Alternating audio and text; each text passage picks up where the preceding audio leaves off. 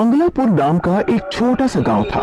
उस गांव में कुछ दिनों से एक डरावने भूत का आतंक छाया हुआ था। वे भूत कोई आम भूत नहीं था।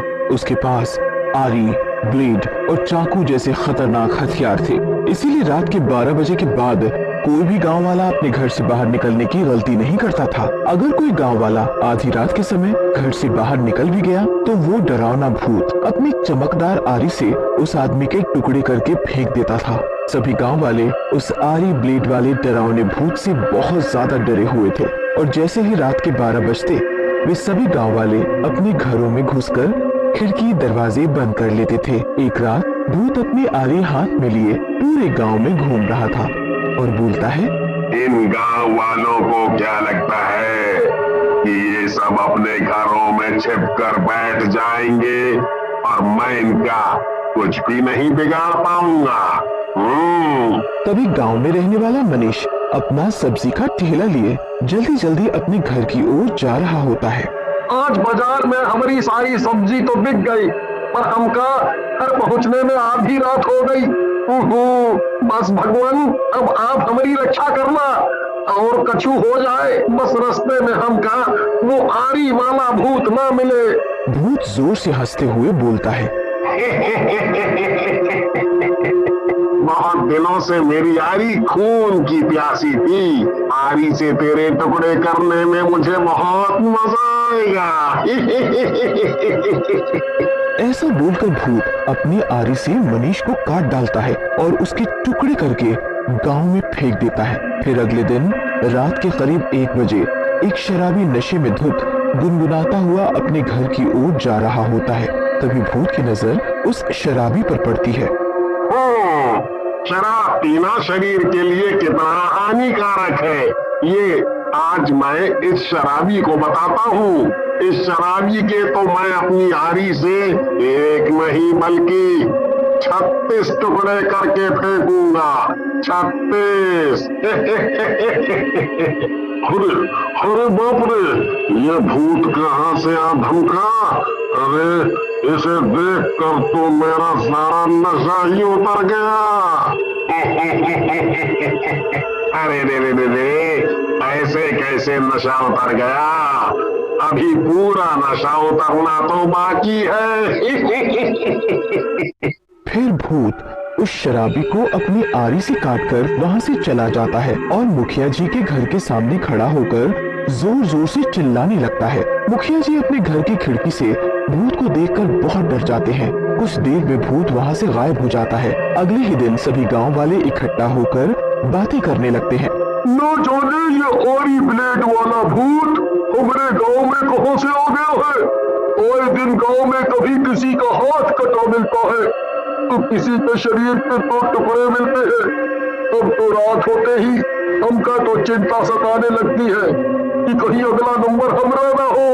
अरे क्या बात करते हो कमलेश भैया, और ऐसे डरने से काम नहीं चलने वाला। हम गांव वालों को कछु तो करना चाहिए।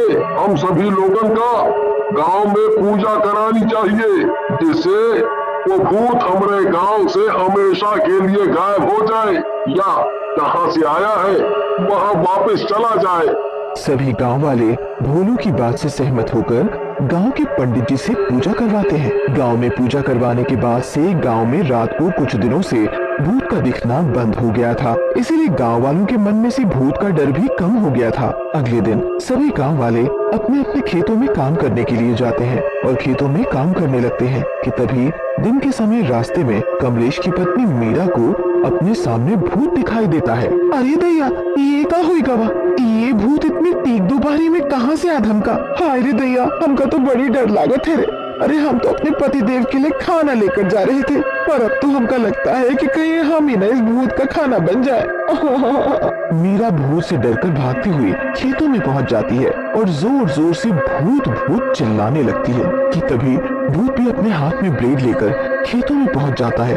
भूत के डर से सभी गांव वाले अपने अपने घरों की ओर भागने लगते हैं। तभी रास्ते में गांव के लोगों को मुखिया जी मिलते हैं। फिर सभी गांव वाले मुखिया जी से कहते हैं, मुखिया जी, ये आरी वाला भूत तो हम गांव वालों के पीछे ही पड़ गया है।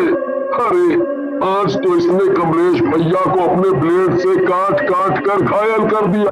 तभी गांव में एक महात्मा आते हैं, जिन्हें देखकर मुखिया जी उन महात्मा से कहते हैं, गुरुजी, हमारी मदद कीजिए, नहीं तो ये भूत हम सभी गांव वालों को अपनी आरी ब्लेड से काट कर मार डालेगा। गांव में पूजा पाठ कराने के बाद भी ये भूत एक एक कर गांव के लोगों को मार रहा है। वो भूत बहुत ही ताकतवर है और उसके पास खतरनाक हथियार भी है। यदि हमें इस भूत की कोई वजह पता चल जाए तो उसे काबू में करना आसान हो जाएगा। उसके भूत बनने के पीछे और गांव के लोगों को इस तरह बेरहमी से मारने के पीछे उस भूत की कोई ना कोई वजह तो जरूर होगी। गुरुजी, आप सही कह रहे हैं, क्योंकि कई बार मैंने उस भूत को मेरे घर के बाहर चिल्लाते हुए देखा है, जैसे वो मुझसे कुछ कहना चाहता हो। अरे बेटा, तुम्हें इतना पसीना क्यों आ रहा है? कहीं तुम्हें तो उस भूत के बारे में नहीं, हमें कछु नहीं मालूम। हमें उस भूत के बारे में कछु नहीं पता। बेटा, अगर तुम्हें कुछ भी पता है तो बता दो, नहीं तो वो भूत सभी गांव वालों को मार डालेगा। भोलू कुछ बता पाता उससे पहले ही भूत वहाँ आकर भोलू का गला पकड़ लेता है और जोर जोर से हंसते हुए बोलता है, ये क्या तुम गांव वालों को सच बताएगा, जो खुद झूठा, धोखेबाज और खूनी हो? वो क्या सच बोलेगा?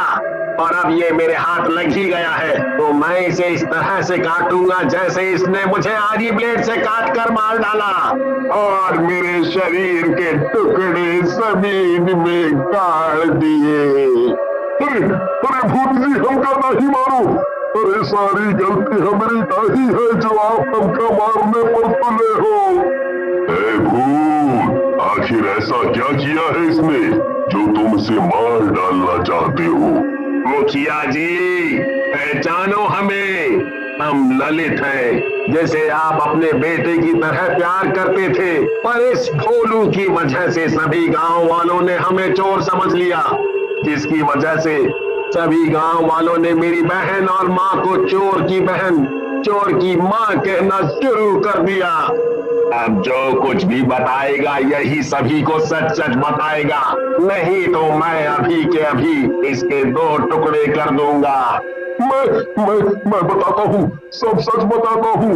कुछ साल पहले मैंने मंदिर से चढ़ावे के पैसे चुराकर उन पैसे से शहर में जाकर दारू की बोतल ले आया और ललित को किसी बहाने से मोहन की लकड़ी काटने की दुकान में बुलाकर उसे जबरदस्ती दारू पिला दी और फिर मैं रोज मंदिर से इसी तरह पैसे चोरी करता और इन पैसों से दारू लेकर आता और ललित को रोज दारू पिलाता ताकि उसे दारू पीने की आदत पड़ जाए और फिर मैं किसी तरह उसे लीला की शादी मुझसे कराने के लिए मना लूं। पर एक रोज जब मैंने मोहन की लकड़ी काटने की दुकान पर ललित को बुलाया और उसे दारू पिलाकर उससे उसकी बहन लीला की बात छेड़ी तो वो गुस्से से बौखला उठा। बस फिर क्या था, मुझे जो गुस्सा आया मैंने तुरंत आरी से ललित के टुकड़े कर दिए। मुझे मारने के बाद भी इसका पेट नहीं भरा, इसलिए मंदिर से भगवान की मूर्ति चोरी कर उसका नाम मुझ पर लगा दिया और सभी गांव वालों को ये बोल दिया कि मैं मूर्ति चुराकर शहर भाग गया हूँ। भूत अपनी आरी हाथ में लेकर बोलता है, आप बताओ मुखिया जी, इस भोलू को क्या किया जाए जिससे मेरे परिवार को गांव में सिर उठाकर रहने का मौका मिले और मुझ आरी ब्लेड से मरे हुए ललित को भूतिया जिंदगी से मुक्ति मिले। इस भोलू और मोहन को भी वैसे ही मारा जाए जैसे इसने तुम्हें मारा था और गांव में रहने वाले सभी लोगों को तुमसे हाथ जोड़कर माफी मांगनी होगी, जिससे तुम्हारे ऊपर लगे चोर के कलंक से तुम्हें मुक्ति मिले। फिर सभी गांव वाले भूत से हाथ जोड़कर माफी मांगते हैं। फिर भूत अपनी आरी से भोलू और मोहन के टुकड़े करके उन्हें मार डालता है। उन दोनों के मरते ही भूत की आत्मा को शांति मिल जाती है और वे वहां से गायब हो जाता है। भूत के गायब होते ही सभी गांव वालों को चैन की राहत मिल जाती है।